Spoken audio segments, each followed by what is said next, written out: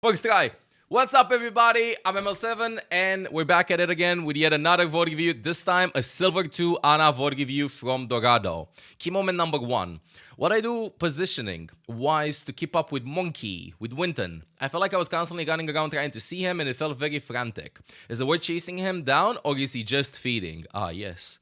Should I chase him down and die, or should he come to me? So let's see this team fight. It's at 4 minutes in. Probably gonna talk about this team fight chat a lot. Okay, healing him up. Interesting nade there, trying to splash it. Chilling on payload. Oh, he's using Bramble. Still staying there in the back. He's going deep. I mean, right now, if this is the team fight that you're talking about, no, don't care about him. No. So if this is the team fight, hear me out, bro. If he flamed you, report him, avoid him, do everything that you can possible, okay? Because this isn't your fault. If your tank is Pepega and goes after the point is capped with his ultimate without seeing the walls, without acknowledging the walls that separate him from your healing source, then it's not on you. Like when Winston goes here, all you cared about is capping the point. Him using his ultimate to go after the enemies is on him and going past the walls. What do you care? Usually, here's the thing. If you cap the point, you should never use your ultimates, right? So over here, you cap the point, he wakes up, the point's gonna be capped, dude. No reason to use the ultimate. Why? Because that's what he wanted. The pillar will push anyway. You'll get it past that. You're gonna get it out of the door. No reason. Don't feel bad, okay? Sometimes don't feel bad about what's happening with your teammates and stuff. I feel like support, a lot of the time, we're thinking about a lot of moments in which we feel judged if we don't keep everybody alive. And I'll be honest with you, I feel like in the first couple of years when I was playing support, I felt really bad when I wasn't making everybody full HP. But with time, you just stop caring and you're dead inside. And you realize that if it's on them, it's on them. This is a clear case in which you shouldn't. So what you were doing overall, macro-wise, okay? Let's analyze this a little bit macro-wise. Your positioning here is stellar. It is stellar, right? Like, you're not that experienced, I guess, because this is Silver 2. You're not that experienced as to realize if the enemies can contest the point or not, but this is where you should play from. Flawless, right? Now, with time, you'll realize that the enemies can touch the point and you can actually stay on payload and go and help Winston here, right? You can go and help Winston here. But over here, approaching this team fight until you cap the point, very good basics, honestly. I would say that staying here to cap it, it's way better than staying on payload all the time when it's just like so close for them to contesting it, because that was kind of close for them to contesting it. Now, when the payload, you feel like the payload is going to be capped and stuff, then yes, you can take a more aggressive position and heal Winston. But this being in Silver, I would prefer you playing from over here, from a safe position to get what you want and then readjust. Baby steps, right? And Winston, even if he's ulting 1 versus 4, Winston using Primal Rage should almost never require healing. He should always get out if he's low HP. If he's going so deep with Primal, he ain't getting no kills, bro. He barely does any damage with Primal Rage if he doesn't put somebody into a corner. So it's on him for dying with this much HP. Don't feel bad about it.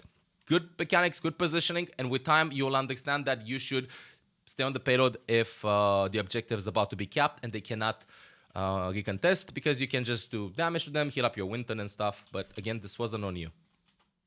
This wasn't on you, so don't worry about it. Okay, let's continue. Second key moment, from 12:01 until 13:05. I never really know where to position on the Dorado defense. One word, high ground. Is that one word? Whatever. I know to use high ground, okay, but if I go in front of the door, I get though very quickly like that Genji. But if I'm in off to the side, it feels more like heal bot. Okay, let's see. It's 12:01 until 13:05. 12:01 till 13:05. Let's analyze the team fight first for like 1 minute. Okay, I'm looking at what they have. Widowmaker, Sojourn. Oh yes, this is a bit of a risky position, but Zera's going kind of aggressive there. Covering you.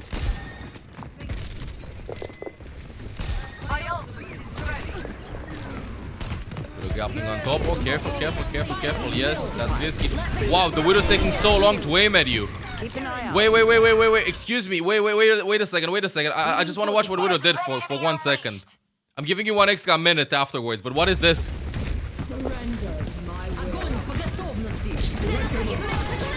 Took his time, dude. Took his juicy time. Okay. Nice moves, nice AD spam. I respect that. As I told you, like, the basics are there. Good movement. One thing though, and then I'm gonna continue the fight. Always crouch spam if you're playing against the Widowmaker, or you heal her. You hear her grapple up somewhere because she might go for a headshot onto you if you're in the open. So make sure to do AD spam as you're doing, but maybe add some crouches there as well. You should never stay scoped in against the Widow if you don't know where she is, because it's just a free kill for her, okay? Nice movement though. Going to contest the Widow here. Good mechanics. Speaking a little bit too wide. Doesn't matter. It's silver. Nice speaking. That's chef's kiss. These are the moments when you would want to like do quick scopes. What the Widow doing? Sheesh, that was really nice. Stand up straight.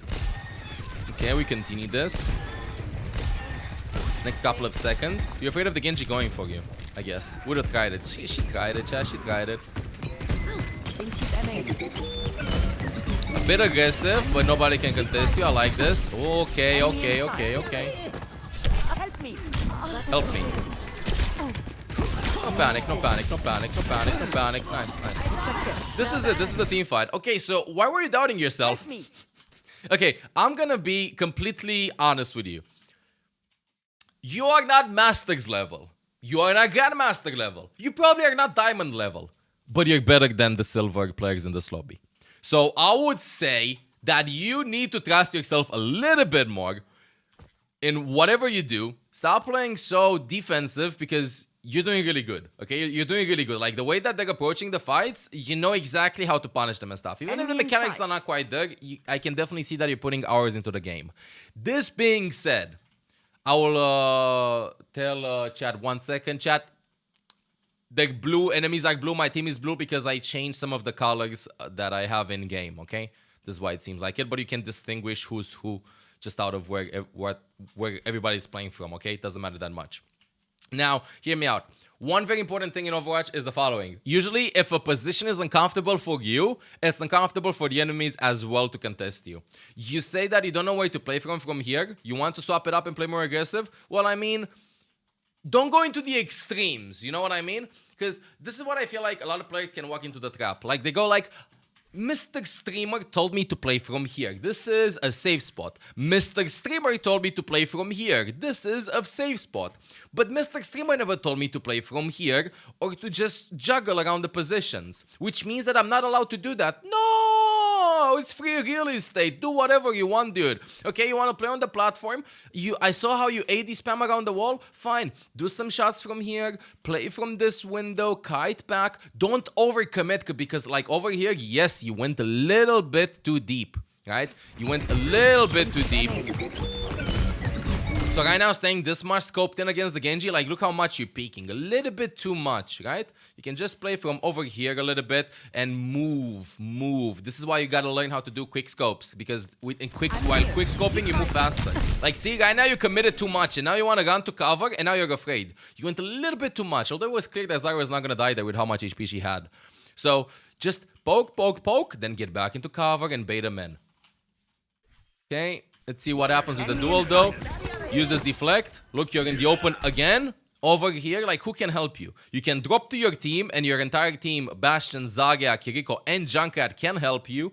You can go right side and get in cover, or you can split from your team and play from here, and then maybe lose the duel. So if you're getting dived, you have two options. You either walk to your team so they help you, or you isolate the enemy a little bit better by playing around walls. Over here, didn't do either. You got lucky with the fact that Kiriko just TP'd to you, I think, and helped you out.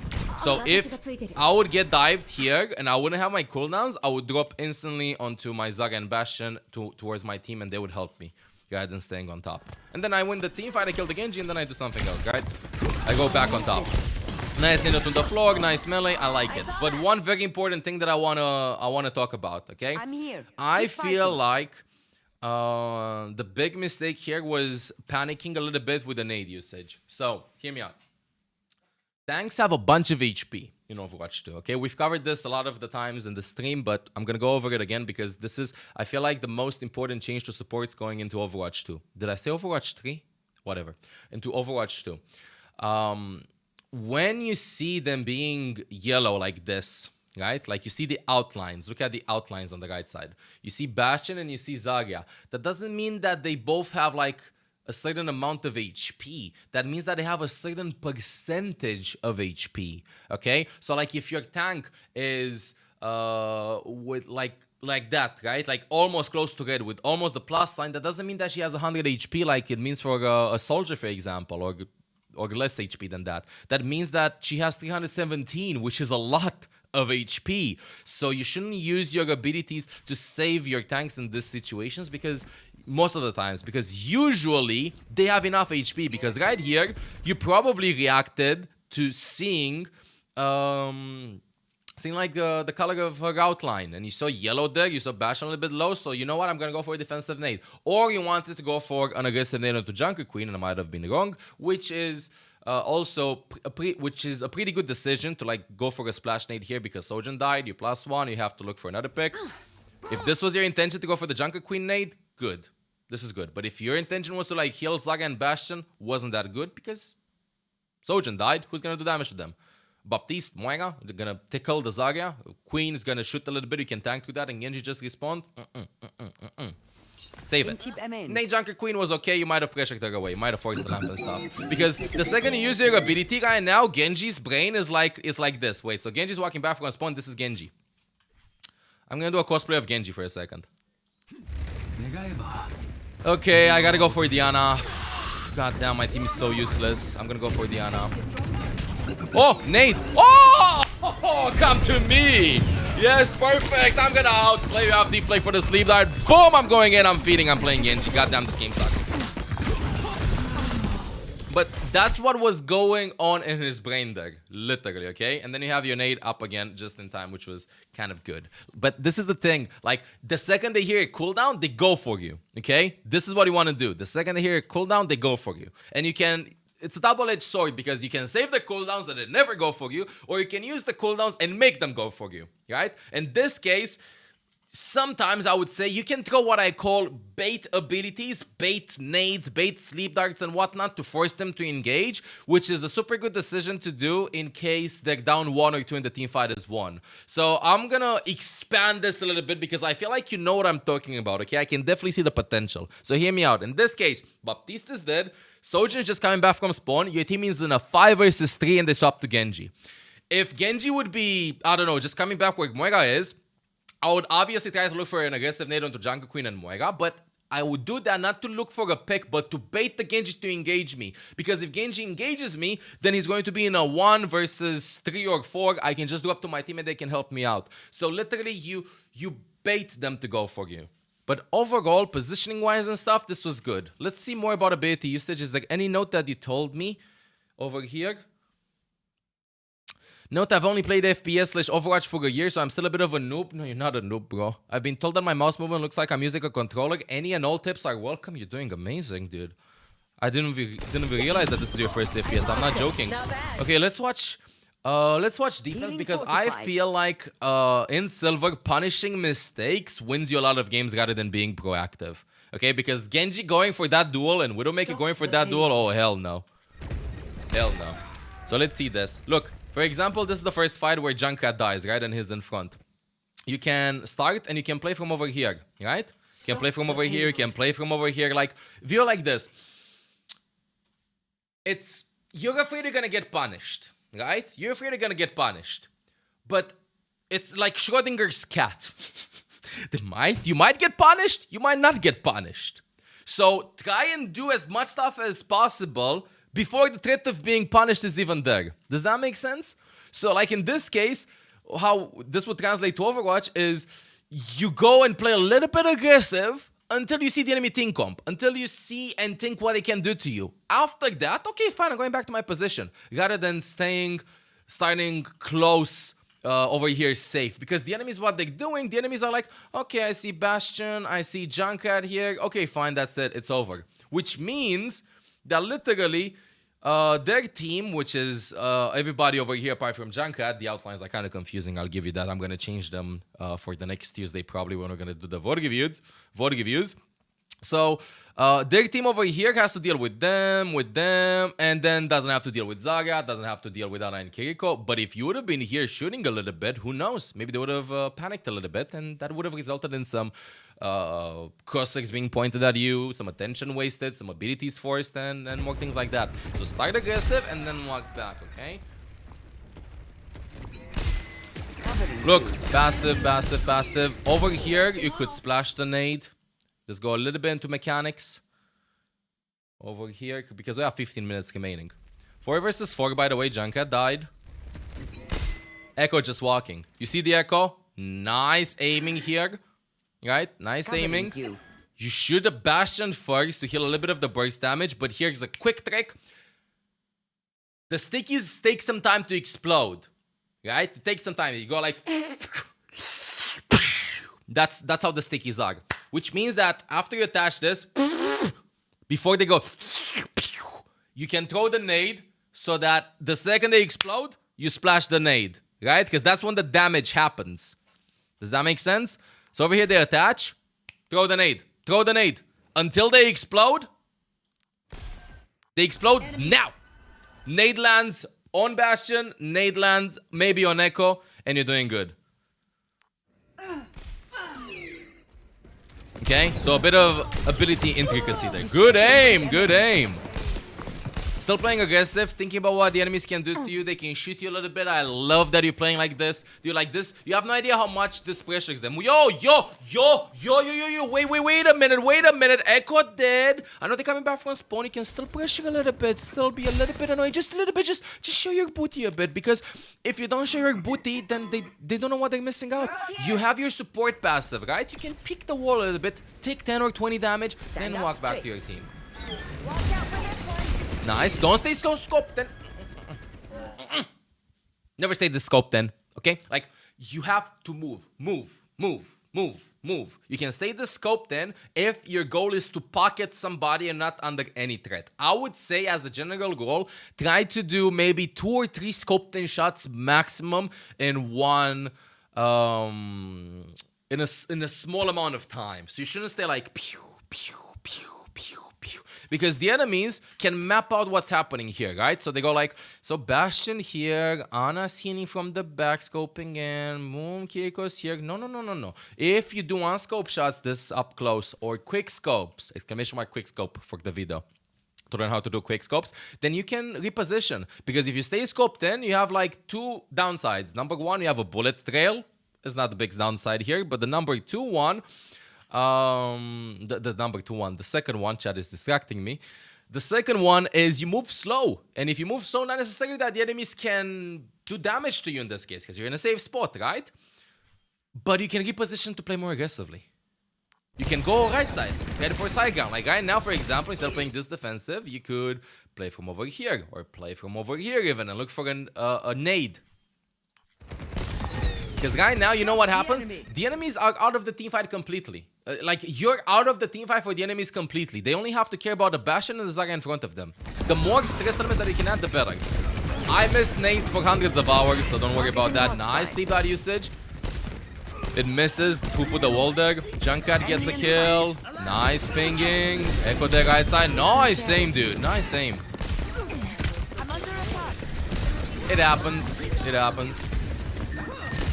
Still doing some damage over there in front. Sorry for this being kind of confusing with the colleagues, by the way.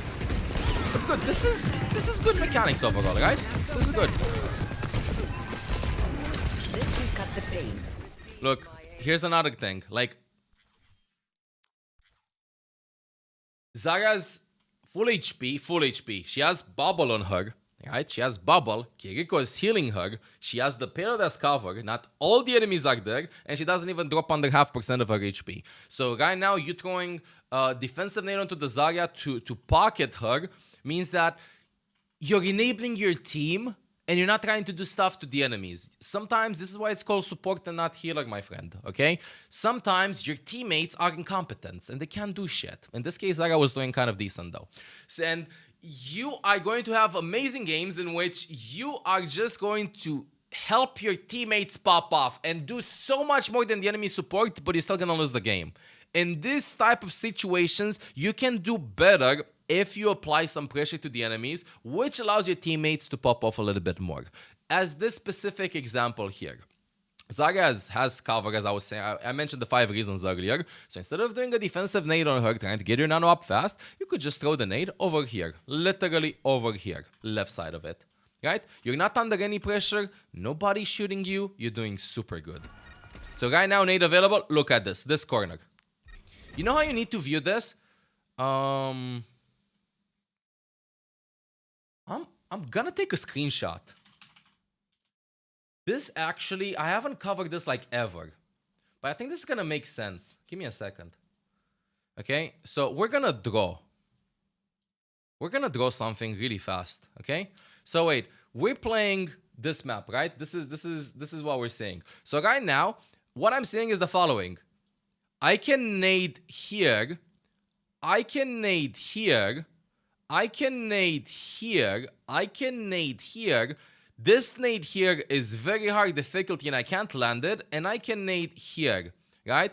Out of these positions, so like literally when I'm playing, you kind of like triaging, I guess, like thinking what are good nade spots. Dude, what's the shade of green that I used? Whatever. You know, like all of it is green. And right now, after you see the spots, you have to prioritize, right? So I'm gonna write with, let's write with blue. Okay, let's make it a little bit thicker. Okay, let's go with blue. So this is best option. This one's a big no. This one's gonna be no option. This one's kind of passive, so I don't like him that much. You're trying to look for nades that can be...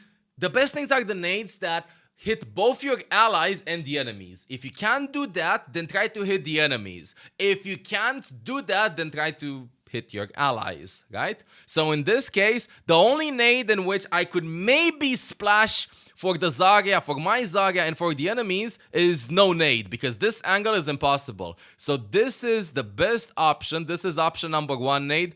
This is option number 2 nade. So as you can see, all of these, let's say that all of these are 3, right? 3, 4, 5, whatever. And this is like a big 0. This one shouldn't do. So you didn't pick the best option, but you picked the second best option. And with time, you're going to realize more situations like these. So again, to summarize about nade usage a little bit, first things first, you want to land the big nade that splashes on both your allies and the enemies. Why? Because of more ult charge, benefiting from the anti-nade effect that you apply onto the enemies, and from the healing buff effect, increased healing buff that you get on your allies, and for the burst of healing and damage that you do for your allies and to the enemies, right? So those are the best ones, usually. If you can't do that, and your teammates are not getting focused, then you should go for aggressive nades, which means trying to throw a nade onto the enemies. If you can't do that either, then you either save your nade for opportunity 1 or scenario 1 or scenario 2, or you just go for scenario 3, which is just pocketing your ally, which usually will just result in your ally doing a little bit more damage to them, but that's not that much pressure towards the enemies. Let's continue a little bit this, and I hope it made sense. And then we're gonna go back. Nano's gonna be available. I want to see how you approach this. Perfect. Like this, what you're doing here is flawless. She's full HP. Everybody's being taken care of. Now I can relax. You know what I mean? Now I can do whatever I want to the enemies. This is so good. Nice. I don't care if you land the sleep dart or not, Dick. The intention is what matters. Oh, she low. Nice. Good nade. That's option number 1. Look. Kind of unlucky, missed the Zarya, but that was flawless. Flawless. I like that you're swapping your positions the team fight as well, not playing from one part. Trying to hear where they're playing from. Too much scope. Then no. Move. It's like a dance. You know how it is, bro? View like this. View Overwatch like this. So you can have like some sick dance moves. You can go like... And no big dramatic pause. And then you go like...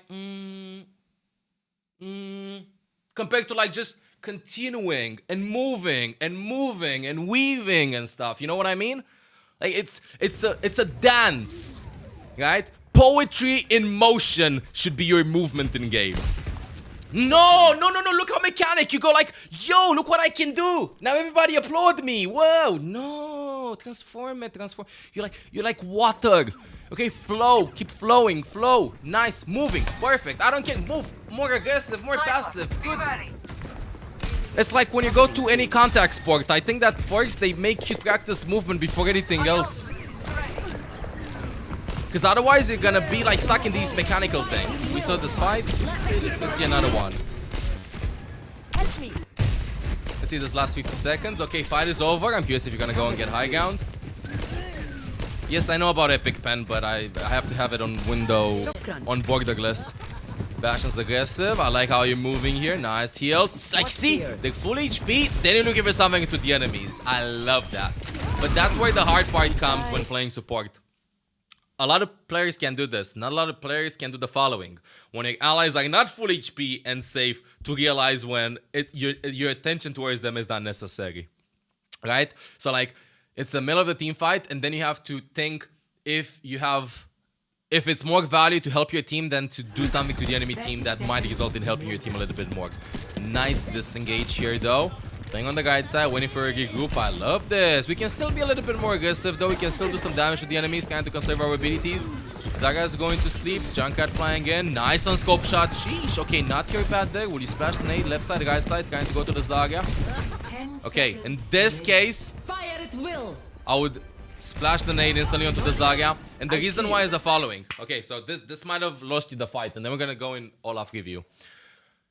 If your ally has their ultimate available, try your best to pocket them rather than doing things to the enemies. Because a full charge Zaga in this case with a big ass graviton is 90% of the times a team fight winning play rather than you killing the Junkrat. Maybe Zarya taking a lot of damage. Maybe she hesitates with the graviton because she's not full HP. So I would have just, in this case, instead of shooting the Junkrat, I would just pocketed the Zaga first and then swap to the Junkrat. This was a big graviton though. You did your job. Nice aim. Splash the nade. It's a huge hentai. It's a 4-man hentai. Nice movement. You're doing amazing. Fight is won. Yes, fight is won. Okay, let's go into Olaf review. Come here, Olaf. Pull out the document. So, what to work on to improve fast? First things first. You said that Overwatch is your first FPS. I think your game is kind of decent. I think your positioning is stellar. I'm not joking. I think that your positioning is like super good. So I'm just gonna put this at 10%. Cooldown management can be worked on a little bit. Aim will definitely help you out a bit. This is like what, 40, 60, and decision making is gonna be set to 40. Okay, so this is how I would say the graphic looks for you. Number one, positioning. I feel like you know where to position yourself. You just have to inject yourself with carelessness, selfishness, and giga chatnets, and try to take more from the enemies than give more to your team, if that makes sense. So as in, you know where to play from, dude. You know what to do. Honestly, you really know what to do. But right now, do more. Expand. Be greedy. Watch Succession on HBO Max. No, honestly, be greedy, okay? Because if you take more bites of the pie, then the enemies can't even get the pie, right? And then see what's gonna happen if they're gonna try to punish you. So do more aggressive plays, fail, learn, but you know how to do it. That's number one with positioning. You don't need to do that much. It is started with decision making that I said earlier, like positioning and decision making. I would say that they're super connected. If you play more aggressive, you're gonna see that you're going to apply more pressure to the enemies. You're gonna make them choke, and I'm gonna tell you. I know this is like, yeah, forehead. Just okay. So thank you for the vote. Give you Mystic Streamer. Play aggressive. Don't play passive. I'm gonna tell you in a second how you can do that. Cooldown management. Usually in Silver, from what we've seen in this game and in several games that we've already reviewed, they do bad decisions, and saving cooldowns and punishing them for bad cooldown management is something that we can take a lot of value, get a lot of value out of. So in that case, for example, looking for an aggressive nade, baiting a defensive nade and then dropping to your team to force the Genji to go to you would work wonders, okay? So try to punish the mistakes with ability usage, but play aggressive without ability usage. So in case you're stuck in a pickle, you have at least your abilities to help you in those duels or in those situations. And about your aim, I think that your aim is actually super good. Overwatch being your first FPS, it's super good, but you can definitely work on it and you're going to see very fast improvements, because I think that working on your aim improves your confidence levels the fastest, thus resulting in you playing more aggressive because you're more confident, right, in your abilities. This being said, in aim-related tip, I would say that you have to learn how to do quick scopes and don't stay scoped in that much. Now, let's go down below over here and do the following. Number one, don't stay in one spot more than 1 second. Move, move, move non-stop. Learn to quickscope. I know it's hard. It's like you want to learn how to drive a manual car after you drove an automatic one for years. You have to push through if you want to learn how to play a nasty Ana. Number 3, do 3 aggressive plays per game. We're going to extend this by 1 minute because I paused it a lot to talk about something else. 3 aggressive plays per game. This isn't about... The payload is about to be capped, so I'm going to play safe here. No! That's like... I feel kind of anxious to go this in front. It's out of my comfort zone. I'm gonna do it though. Okay, that's 1 aggressive play. You know, like, just do 3 of them. Just do 3 of them, dude. 3 per game, that's it. Even if you die, it doesn't matter. You're gonna learn. Just 3, a minimum of 3. Because if you quantify the things that you want to do, then you're gonna see that it's easier to keep track of them rather than just be aggressive, forehead. Do 3 aggressive plays per game. If your allies die, it's not always your fault. This is super important for all support mains out there. It's not always your fault if your Reinhardt overextends or if your Winston is going in 1 versus 5 when the payload is capped and he didn't have to use his ultimate. It's not on you. And other than that, if detect who the star is in the fight. I've explained this several times in past VOD reviews, but I'm gonna go over it again. What I mean by this is who the carry is in the fight. If you have a Zarya that's getting focused by a lot of people, and she has Graviton, and everybody from the enemy is grouped up, right? They're all grouped up. And you have the option of doing damage to the enemies or healing up your Zarya. Help your star shine. In that case, just pocket the Zarya. Don't give a fuck about what's happening, what the enemy is like doing and stuff. Just help your Zarya out. Let her do the play. We've covered this in the past VOD review on Dorado as well. When somebody nanoed the soldier with Visor, and then they started shooting the enemies rather than pocketing the soldier. Right? You already set up the play, dude. The play is already set up. Sometimes, like, you have to distinguish when you're supposed to step in and when you're supposed to let others shine. Because nobody stays on top forever. Boom! VOD review is over. Hope you learned a thing or two. Please let me know in the comments when this is going to be uploaded. If you found this VOD review useful and if you climbed or not.